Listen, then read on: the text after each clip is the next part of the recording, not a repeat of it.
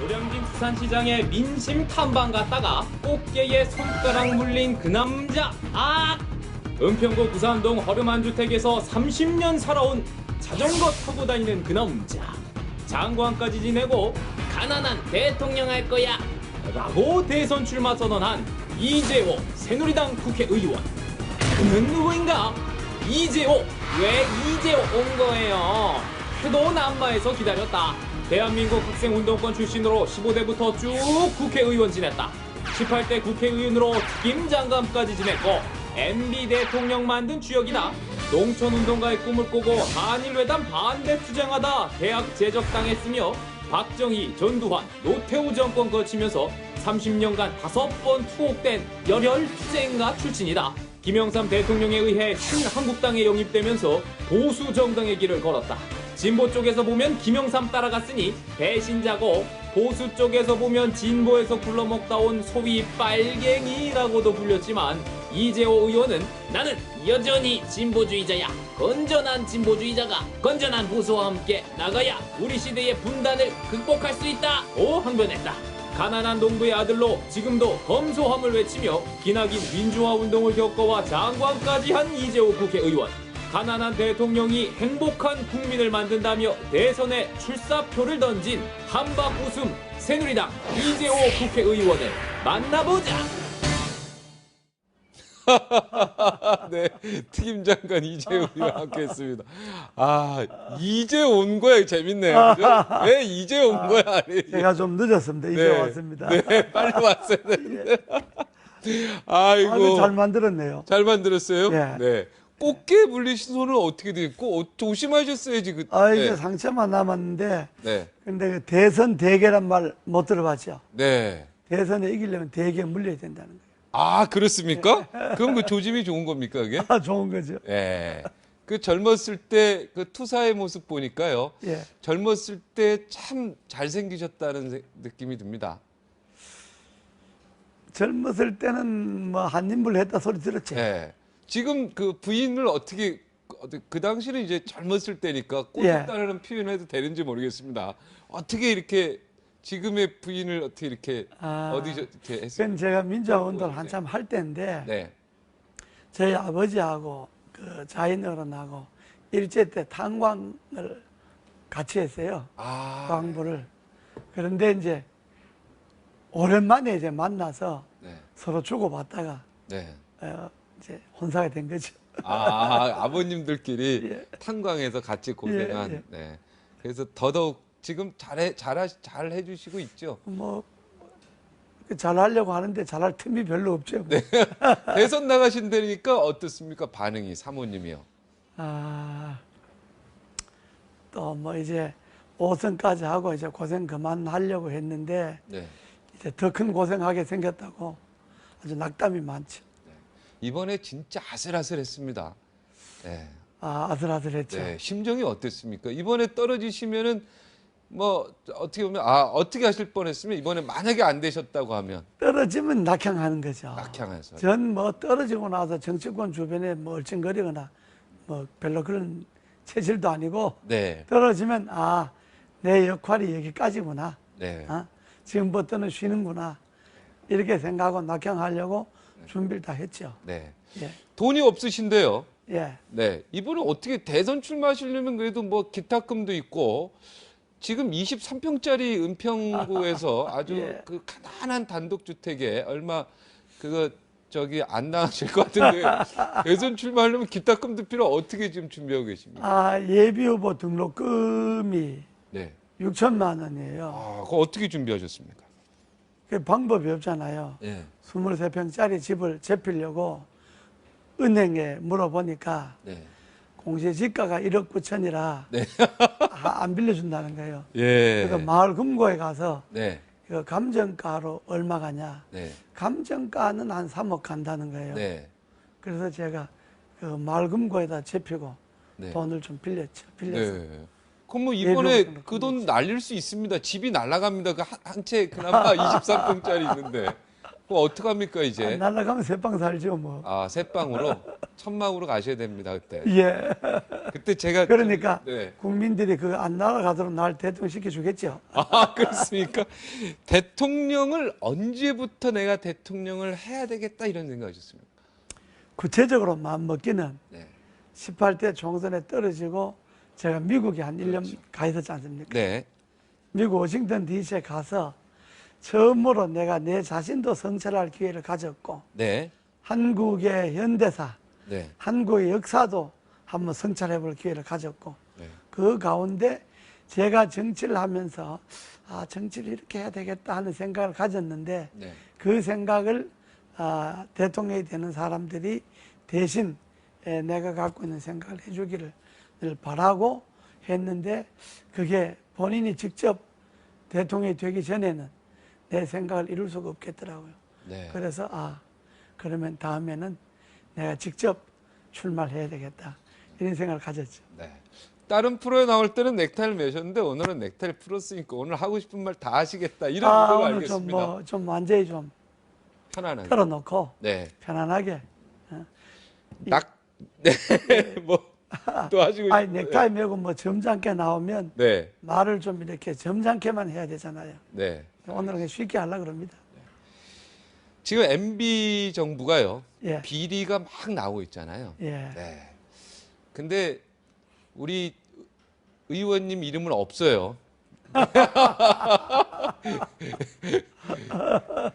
그러니까 의원님한테는 돈 갖다 주는 사람이 없는 거죠. 갖다 물어보는 주려고 사람. 안 하죠. 물어보는 사람도 없죠. 네, 물어볼 사람도 없죠. 이러보면 참 안타깝죠. MB 정부를 만든 1등 공신 중에 1등 아니겠습니까? 예. 예. 이 부분에 대해서 그래도 소감. 정말 안타까운 일이죠. 이 정부가 들어서면서 네. 적어도 지난 정부처럼 네. 권력형 비리만큼은 없애겠다. 라고 우리가 정말 아주 다짐을 했는데, 물론 지금 일어나는 비리들이 개인 비리라 하더라도 이 정권 하에서 일어난 비리들이잖아요. 네. 그러니까 정권을 담당하는 사람들로서는 국민들 앞에 정말 부끄럽고 할 말이 없죠. 그래서 이러한 정권 말기에 이런 부패나 비리가 일어나지 않도록 권력의 구조를 바꿔야 되겠다 하는 것도 제가 대통령을 출마하게 된 한 배경입니다. 네. 그 MB의 서운한 감정 있으실 것 같아요. 사실은 2007년도 대선 경선을 제가 기자로서 옆에서 지켜보면서요. 예. 누가 봐도 1등 공신 중에 1등인데 어떻게 미국으로 그냥 가셨습니다. 그때 제가 볼 때 대통령 비서실장이나 최소 총리는 할 것이다. 모든 사람들이 2인제다 이런 얘기 안 했습니까? 그런데 아무 자리도 못하고 기껏 돌아와서 자리 맡은 게 뭐 기껏이라서 죄송합니다. 국민권익위원장이 좋은 자리긴 하지만 그래도 이제 와 그 자리 가서야 되겠냐 이런 말씀 많이 들으셨잖아요. 예. 솔직히 서운하셨죠, MB? 저는 서운한 게 아니고요. 네. 권력이 눈앞에 어른어른거리고 가까이 올 때 네. 그 권력을 목석처럼 생각해야 됩니다. 네. 돌처럼 보고 그 권력을 더 가까이 하면 화를 입지요. 그러니까 네. 대통령을 만들어내고 그 대통령이 정치를 잘하는데 자기의 가치관을 걸어야지, 대통령을 만들어 놓고 내가 거기 한 자리 하겠다고 얼찐되면 그건 정치인이 좀 부족하지. 네. 예. 그때 경선 때 욕 많이 먹으면서 의원들 다 설득하시고 한 예, 번 예. 한 번 했잖아요. 그때 생각하면은 눈물 나지 않습니까? 그때 생각해서 정권을 만든 거 생각하면 제가 우리 집에서요. 네. 그때 지금 대통령 주변에 국회의원이 없었지 않습니까? 네, 없었죠. 그리고 뭐 저 하나밖에 네, 한 거의 분 없었잖아요. 계셨어요. 네. 그게. 지지자가 한 분. 그 국회의원을 설득을 시키는데 우리 집에서 네. 한 분, 두 분, 우리 그 누추한 집에 네. 초청을 해서 집사람이 된장찌개 끓이고 네. 시집간 딸들 와서 설거지하고 네. 그렇게 해서 무려 80분의 국회의원을 우리 집에 초청을 했습니다. 네. 그걸 다 집사람이 다 된장찌개 끓여내고 네. 딸들이 다 설거지하고 그렇게 제가 해서 적어도 경선 임박해서 MB를 지지하는 의원들을 100여 명 이상을 확보할 수 있었죠. 네. 예. 그러니까 MB한테 서운한 거 없으시다. 서운할 게 뭐 있습니까? 네. 같이 대통령 만들어서 나라 잘 하려고 했던 건데. 네. 예. 처음에 그 박정희 전 대통령하고 좀 악연이 있지 않습니까? 제가 처음에 감옥 간 사건이 이 박정희 전 대통령하고 관련이 있는 걸로 알고 있는데 처음에 어쩌다 감옥 가셨죠? 처음에? 처음에 64년도에 한일 그 구력회담 네. 반대 학생운동 할 때, 네. 그때 이제 5.16 군사정부가 이제 들어서서 네. 그 일본과 이제 그 회담을 속개하려고 할 때, 네. 그때 이제 우리가 독도 문제라든지 그 평화선 문제를 두고 반대를 했지 않습니까? 네. 그때 제가 처음으로 박정희 대통령 하에서 네. 그 경찰서 잡혀가서 그 29일간 구류 살고 나와서 재직이 되고요. 네. 그 후에 이제 10월 유신이 나고, 네. 10월 유신이 나고 서울대학에서 10월 유신 반대 데모를 했어요. 네. 처음으로 72년 10월 네. 1일 날인가. 또 그 배후 조정을 했다고 그래서 제가 장원고등학교 국어선생 할 때 또 잡혀갔죠. 네. 어? 선생님 열심히 하셨으면 되는데 지금 그러면 교장 선생님 정도 교장 선생하고 정년 퇴직해서 편안하게 살죠. 네. 후회 안 하십니까? 선생님 열심히 하셨고 국어 선생님이셨죠 그때. 그렇습니다. 네. 뭐 내가 원래 학교 선생이 제 아주 체질에 맞죠. 네. 그런데 이 군사 정권 나에 3번이나 감옥을 잡아가는 바람에 선생할 기회를 영원히 놓쳤죠. 네. 예. 자, 아까 그 빨갱이 나왔습니다. 예. 그거에 대한 좀 해명도 좀 해 주셔야 될 것 같은데 민중당 사무총장, 민중당 당대표를 하셨어요. 예. 민중당이 지금의 어떻게 보면은 진보당, 통합진보당보다도 더 좌클릭 아니겠습니까? 제가 느낌으로 그 당시에. 그거는 조금 다르고요. 조금 다릅니까? 뭐냐면 저희들이 하는 민중당은 일종의 대중정당으로서 그 당면을 공모해서 이제 민중당으로 했는데 네. 이거는 그 대중의 정치적 기반을 확고하기 위해서 민중당을 그 창당했기 때문에 당시에 보수 정당에 비하면 좀 진보적이었지만은 지금은 진보당은 제가 보기에는 이념 정당이죠. 네. 일종의 주사파가 일종의 뭐 단통파고. 네. 계급 정당 비슷하죠. 네. 그러니 지금의 진보당을 대중 정당으로 보기에는 조금 어렵지 않겠습니까? 근데 네. 저희들 민중당하고는 조금 다르다고 봐야 되죠. 그리고 저는 민주화 운동을 오래 했지 않습니까? 네. 감옥도 뭐 5 네. 번씩 가고. 거의 20년에 걸쳐서 계속 감옥이 집이었죠. 뭐 집과 감옥, 집과 그렇습니다. 감옥. 그러고 뭐 이제 수배도 하고 네. 이랬는데 군사 독재가 오래 하면 자유민주주의 정체성이 무너지기 쉽습니다. 네. 그러니까 자유민주주의적 정체성을 확립하고 이걸 발전시켜 나가려면 독재 정부는 가급적 빨리 끝나는 게 좋습니다. 네. 그 가운데서 자유민주주의적 가치관을 지켜내기 위해서 폭넓은 민주주의를 해나가려면 군사 독재가 장기화되면 안 된다. 이것이 제 당시의 가치관이었고 또 네. 제야운동을 오래 하니까 하도 잡아가니까 네. 합법적인 정당을 하면 누가 안 잡아간다 그래서 네. 헌법에 보장된 정당이니까 그래도 좀 덜 잡아가지 않느냐. 그래서 사실 우리가 민중당을 만든 거예요. 네. 민중당을 만들었는데 잡아가기는 덜 잡아갔지만은 네. 이게 국민들이 선거에서 3% 벽을 못 넘어서 당이 해체됐지 않습니까? 네. 그래서 끝났죠. 지금의 진보당 사태를 보면은 어떻게 보면은 그 운동권, 제야 운동권의 예. 대선배로서요. 제가 계속 봐왔지만 우리 이재우 의원께서는 어떻게 보면은 민주당이나 야권에 더 훨씬 어울리는 그런 걸 계속 제가 느껴왔지만 지금 그 진보의 후배들, 운동권의 후배들을 예. 보면은 이렇게 막 폭력이 난무하고 국민들 보기 안 좋은데. 네. 저도 보고 네. 뭐 남이 당 일이라 네. 제가 뭐 이렇게 저렇게 말할 건 아니지만은 일반적으로 말하면 네. 진보라고 하는 것은 민주주의적 가치의 토대 위에 생성하는 겁니다. 네. 민주주의 가치를 무너뜨리고 진보의 가치만 실현하려고 그러면 그건 국민들로부터 그거는 외면당하죠. 그러니까 지금 진보당은 민주주의적 가치는 무시하고 자기네들이 갖고 있는 이념적 가치만 내세우면 그건 정치를 그만하거나 진보란 말을 안 하거나 해야죠. 네. 예. 그래도 이재우 의원 하면은요, 그래도 합리적 사고를 하고요. 예. 네. 그리고 전체 판을 본다. 그런데 지금요, 대중적인 지지도, 우리 현실로 보겠습니다. 지금 지지도가 너무 약하잖아요. 예. 그죠? 그 지금 당 내에서도 박근혜 후보 바로 다음이 아니고 또 그 다다음 이렇게 가는데요. 이 상황에서 이렇게 대선 출마한 게 너무 역부족 아니냐. 예. 이런, 그리고 이번에도 겨우겨우 어떻게 보면 천호선 의원을 겨우 이겼지 않습니까? 이런 상황에서 너무 역부족 아니냐. 이런 이야기가 많이 있거든요. 뭔가 좀 그 필살기라고 하나, 뭔가 좀 계획이 있습니까? 예.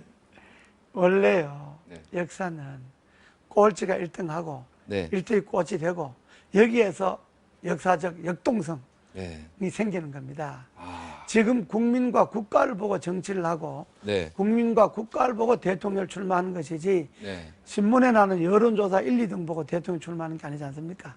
네. 저는 한 시대 48년의 정부 수립 이래 지금까지 64년간 일관되어 온 대통령 체제, 네. 권력의 역사, 이걸 이명박 대통령 시대로 끝내고 네. 정말로 인간적인 대통령, 가난한 대통령, 행복한 국민, 인간의 냄새가 나는 그런 대통령이 되어서 나라를 한번 대혁신을 해서 앞으로 50년, 100년 후에 나라의 기본을 세워야 되겠다. 네. 이런 각오로 대통령을 출마를 했기 때문에 네. 지금 누가 1등 가고 2등 가고 하는 거는 그건 그렇게 중요하지 않고 네. 제 이 뜻을 국민들이 얼마나 진지하게 받아들일 수 있는 이 시간과 공간이 허락되느냐, 이게 저에게는 문제입니다. 네.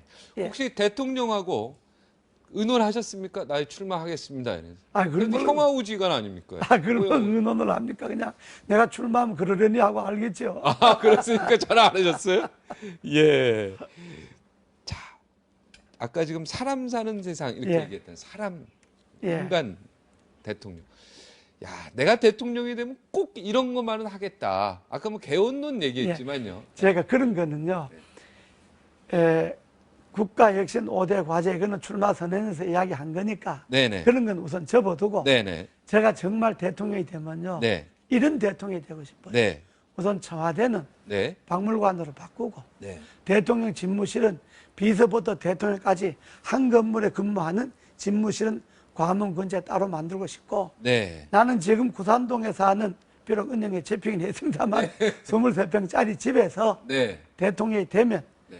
대통령 임기가 끝나고 네. 그대로 그 집에 돌아와서 네. 대문 한 짝 안 고쳐 그대로 돌아오고, 네. 또 저는 개헌이 되면, 저는 대통령 임기가 5년이지만은 개헌이 되어서 새로운 정치 체제를 들어서면 나는 나머지 2년은 국가에 반납하고 나는 대통령 3년만 하겠다. 3년도 안에 나라의 틀만 바로잡고, 그러고 정말로 대한민국에 저런 대통령이 있었구나, 이런 소리를 듣고 싶습니다.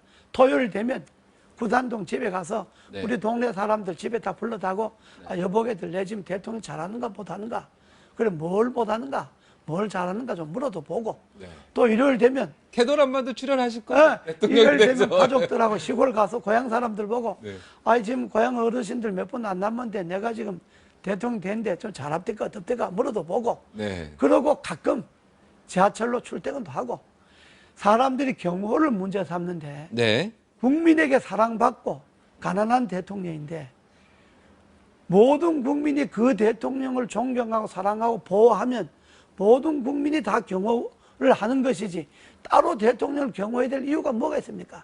그러니까 대통령에 들어가는 고난도 나누고, 네. 가난한 대통령이라고 하는 것은 나눔과 배려, 섬김과 존경.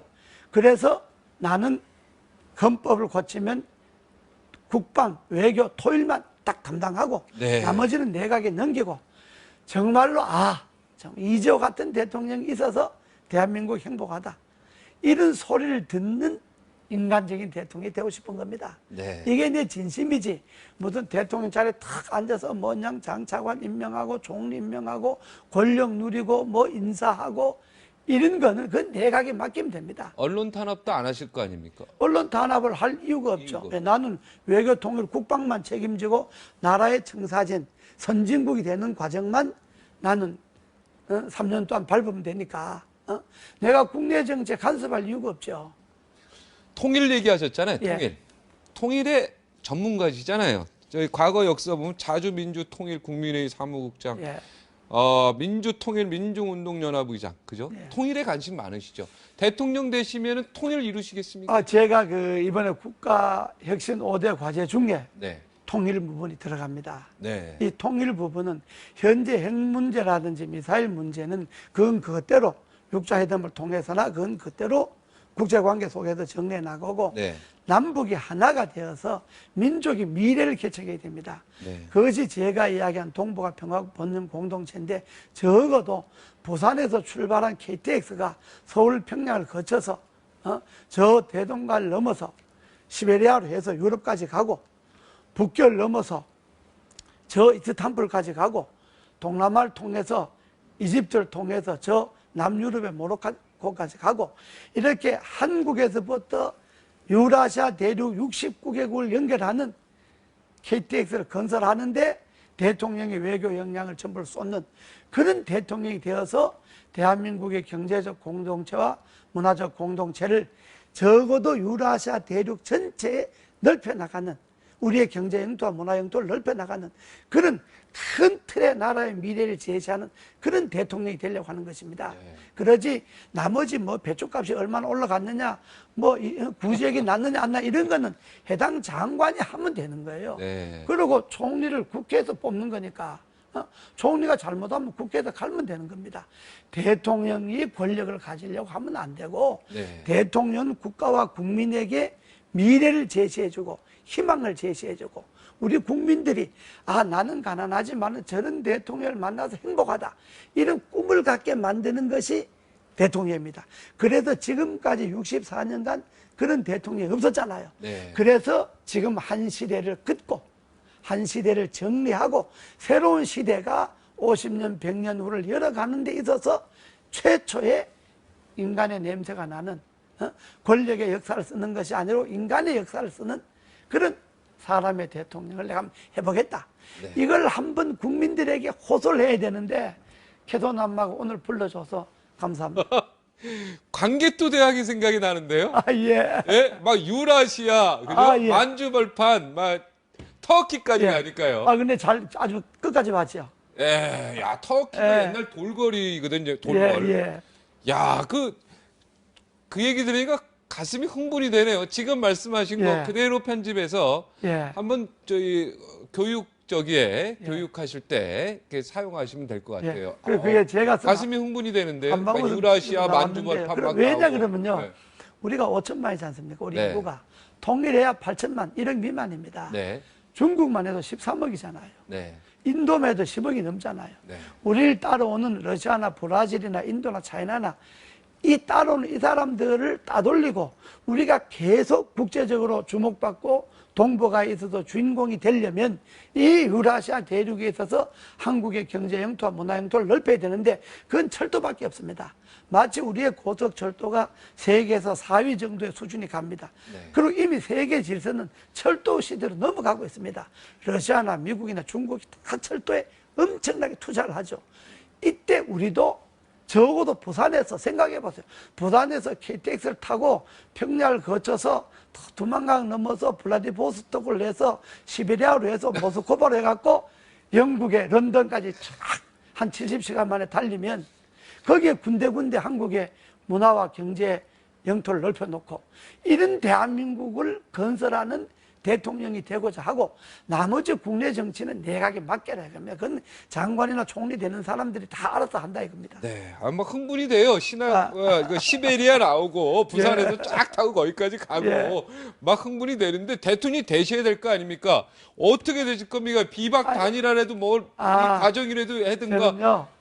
지금 꿈만 갖고 있으면 안 되잖아요. 이거를 어떻게든 해야 되실 거 아니에요. 예, 그걸 제가 말씀해 꾸는 꿈이 네. 내가 대통령이 되기 위한 내 혼자의 꿈이면 안 이루어집니다. 그러나 이 방송을 듣는 대한민국 국민들이 맞다, 이재호 생각이 맞다 라고 해서 이 꿈이 우리 국민들이 꿈이 되면 난 대통령이 되는 거죠.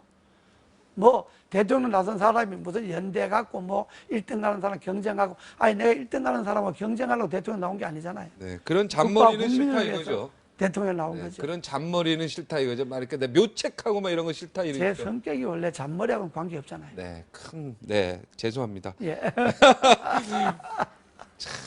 이게 YS가 제야운동가였던 이재호 의원을 삼고초려해서 예. 세 번을 찾아가서 모셔서 지금 한나라당에 왔는데 지금 새누리당이 어떻게 보면 친박계로 황우여 이제 당대표 됐지만 모두 일세가 아니겠습니까? 예.